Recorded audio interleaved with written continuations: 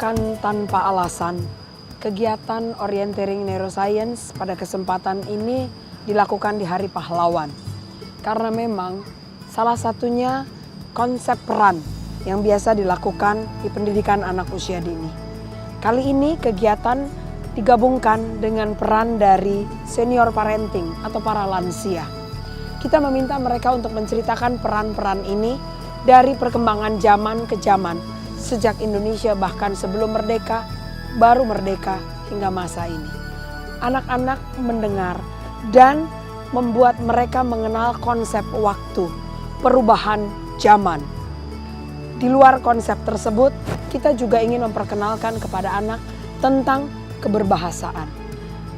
Kemampuan orang tua menceritakan dengan gaya bahasa yang berbeda akan membuat anak-anak memiliki kekayaan kosakata yang lebih baik.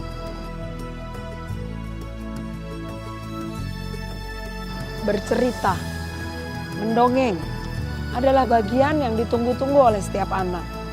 Apakah kita masih punya waktu untuk itu? Karena sesungguhnya dengan stimulus lewat mendongeng ini, ada banyak sekali hal yang bisa kita dapatkan dan bisa kita berikan kepada anak kita. Kemampuan dia untuk memvisualisasikan aktivitas yang dia dengar. Kemampuan dia untuk merepresikan kembali, mengekspresikan pesan-pesan. Sungguh, kegiatan mendongeng sebetulnya adalah kegiatan paling sederhana yang memberikan dampak paling besar. Dalam orienteering neuroscience, kita mau mengingatkan kembali tentang konsep sederhana ini, tapi memiliki banyak makna. Indra anak yang lain yang harus kita stimulus adalah visual. Dan salah satu stimulus yang paling sederhana, paling dasar semenjak bayi adalah warna. Maka jangan pernah hanya memberikan satu konsep warna kepada anak. Izinkan dia untuk memiliki kekayaan kreativitas melalui warna. Warna pula yang akan membantu memberikan informasi bagi kemampuan visualnya. Pos gerakan binatang. Belum banyak orang yang tahu bahwa gerak dasar manusia sesungguhnya diawali juga dari gerakan dasar dari banyak binatang. Dan gerakan-gerakan yang dimiliki oleh binatang-binatang ini adalah gerakan-gerakan alamiah. Gerakan pada anggota tubuh kita. Anak-anak seharusnya mengalami proses stimulasi sejak kelahiran dia, mulai dari dia belajar membalikkan tubuh, mengangkat tubuhnya melawan gravitasi, kemudian mulai mencari keseimbangan, memindahkan tungkainya satu demi satu. Belajar kembali dari variasi gerak binatang akan menstimulus gerak anak mencapai koordinasi keseimbangan. Pos ini akan sangat membantu memberikan variasi.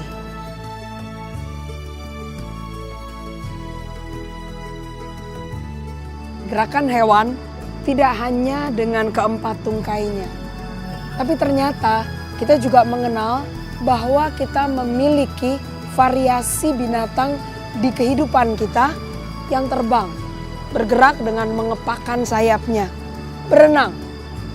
Berbagai gerakan ini ternyata juga memiliki manfaat untuk menstimulasi pada area tulang punggung anak.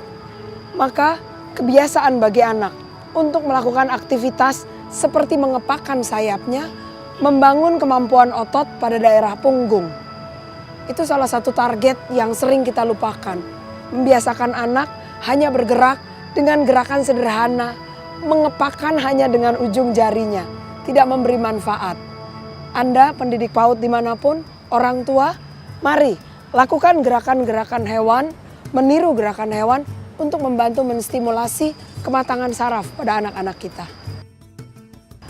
Di awal kegiatan orienteering neuroscience, kita memberi salah satu contoh lagu. Topi Saya Bundar. Itu lagu yang sudah dikenal dari masa ke masa. Sengaja kami memilih lagu Topi Saya Bundar ini untuk memberikan kepada guru, orang tua, dan sekaligus anak-anak peserta sebuah contoh. Bahwa lagu ini sebetulnya jika dinyanyikan dengan baik, memberikan kesempatan lengan anak untuk bergerak dalam range yang luas, ruang gerak bagi bahu yang luas, memberikan stimulasi awal bagi persarafan di daerah tulang belakang di balik leher. Gerakan ini dibutuhkan anak untuk kemudian persiapan dia belajar menulis, membaca, papan tulis ke buku. Semua gerakan itu adalah gerakan-gerakan di daerah leher. Dan kemampuan anak mengelola kendali otot di sekitar bahunya dengan kemampuan gerak seperti ini dari lagu-lagu yang sudah kita kenal sebetulnya adalah stimulasi sederhana yang bisa selalu kita lakukan. Indonesia dikenal dengan keberagamannya dan salah satu yang sangat beragam adalah permainan tradisional. Semua daerah, budaya kita kaya sekali dengan permainan tradisional. Masih banyak di luar permainan yang kita perkenalkan dalam kegiatan ini. Dan setiap permainan ini ternyata memberikan stimulus kepada anak lebih dari sekedar rekreasi dan kesenangan. Bermain congklak, tanpa sadar kita sudah memberikan kesempatan anak untuk mengelola gerakan di persendian dia, bukan di jari jemari.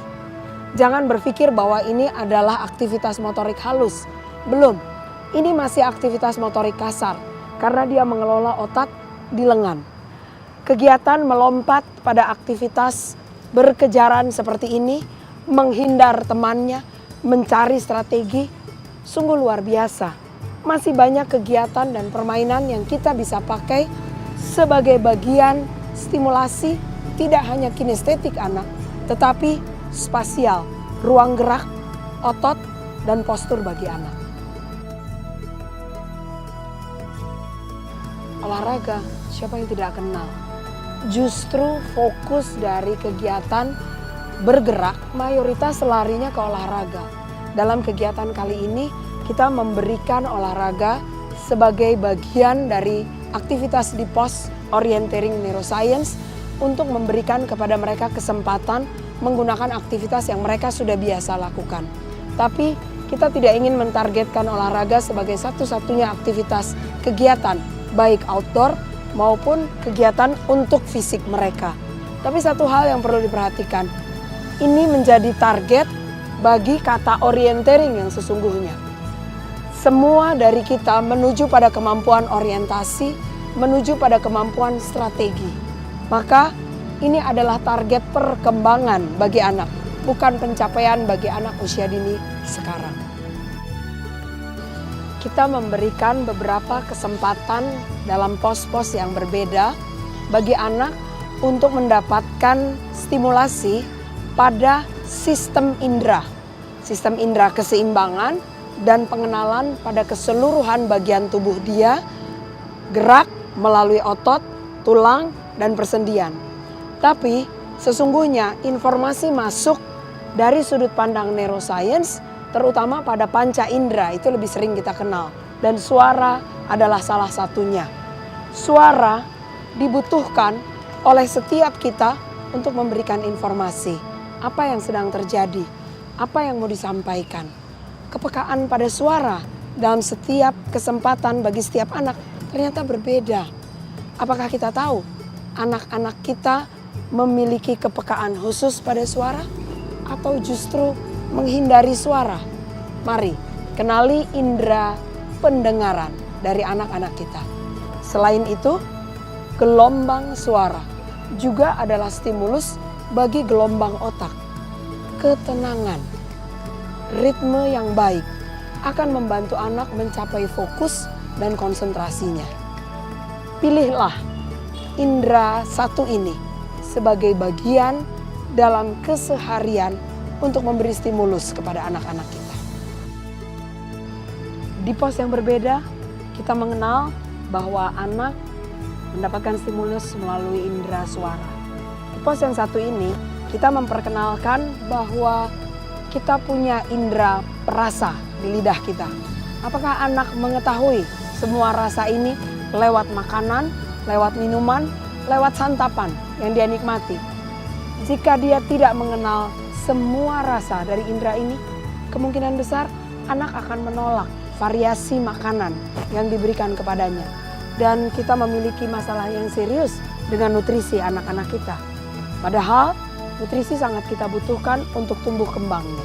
Karena itu lewat aktivitas orienteering neuroscience di pos rasa, kita memicu kembali anak untuk kemudian dia mengingat, pernahkah dia merasa setiap rasa ini dari apapun yang dia kecap sehari-hari.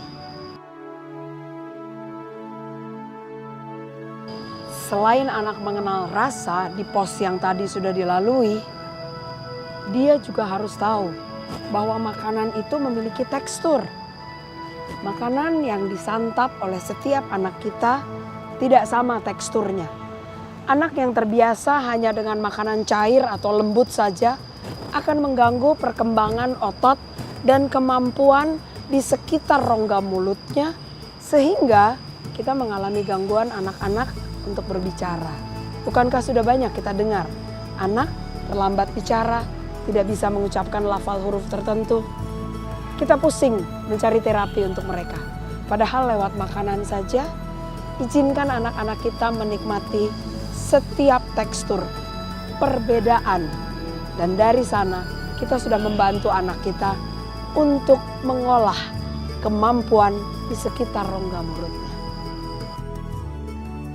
Anak-anak kita belum tentu dia tahu makanan yang disantap datang dari mana. Padahal Indonesia kita begitu kaya raya. Kalau kami sebut ini sebagai pertanian, anak sekarang tidak mau menjadi petani. Tidak akan menjadi cita-cita dia. Untuk mengembangkan kemampuan imajinasi pada anak, maka itu juga perlu dipertimbangkan untuk mengembangkan impian cita-citanya. Agrobisnis adalah salah satu pilihan dengan berbagai manfaat. Memperkenalkan dari mana asal makanannya, memperkenalkan kecintaan pada alam kita, tapi sekaligus memberikan sebuah visi padanya bahwa inilah kegiatan yang suatu hari akan menjadi aktivitas dia.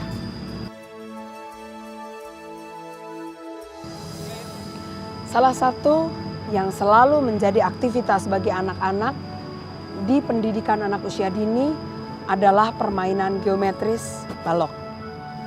Tapi bukan sekedar memberikan kemampuan untuk dia mampu menyeimbangkan, menahan, mengelola energinya untuk menyusun balok-balok tersebut. Sebetulnya kita juga dari sudut pandang neuroscience mulai memberikan stimulus kepada dia bahwa susunan itu suatu hari akan menjadi susunan yang besar seperti gedung-gedung ini. Indonesia sekali lagi dengan keberagamannya dari masa lalu sampai masa kini. Apalagi kita memiliki perkembangan dari berbagai bidang ilmu yang sekarang luar biasa pesat.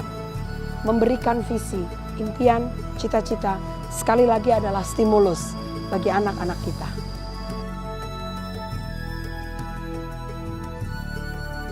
Memperkenalkan bentuk kepada anak, tidak usah kita mencari benda-benda yang mahal, benda-benda yang sulit. Tapi kita bisa menggunakan alam kita. Memperkenalkan antariksa juga sekaligus memperkenalkan jarak. Dan kemampuan anak untuk membayangkan jarak adalah cikal bakal kemampuan dia untuk mengenal kecerdasan spasial. Kemampuan dia untuk mengira-gira batas antara tubuhnya dengan benda lain di sekitarnya. Jika dia tahu bahwa ada jarak yang jauh, ada jarak yang dekat, ada jarak antara dari kedua itu, maka anak memiliki kecerdasan yang tidak pernah kita duga sebelumnya. Proses menghitung, counting, seringkali diduga adalah sebuah proses yang sulit. Padahal tanpa disadari, sehari-hari kegiatan ini sudah berlangsung. Dan cikal bakal kemampuan matematis dasar ini sudah dimiliki anak. Hanya saja kita lupa bahwa pada anak usia dini kita cukup memperkenalkan gambar, lalu menyusunnya. Bermain dengan itu tanpa sadar menjumlahkan, tanpa sadar sudah membentuk kalimat matematika sederhana. Kemampuan selanjutnya, membuat asosiasi antara gambar dengan bentuk-bentuk numerik. Bukan bahwa kalimat ini yang menjadi penting, tapi adanya asosiasi antara kedua aktivitas tersebut. Bahwa kemudian nanti dia bisa menjumlah, itu alamiah. nikmatilah sendiri.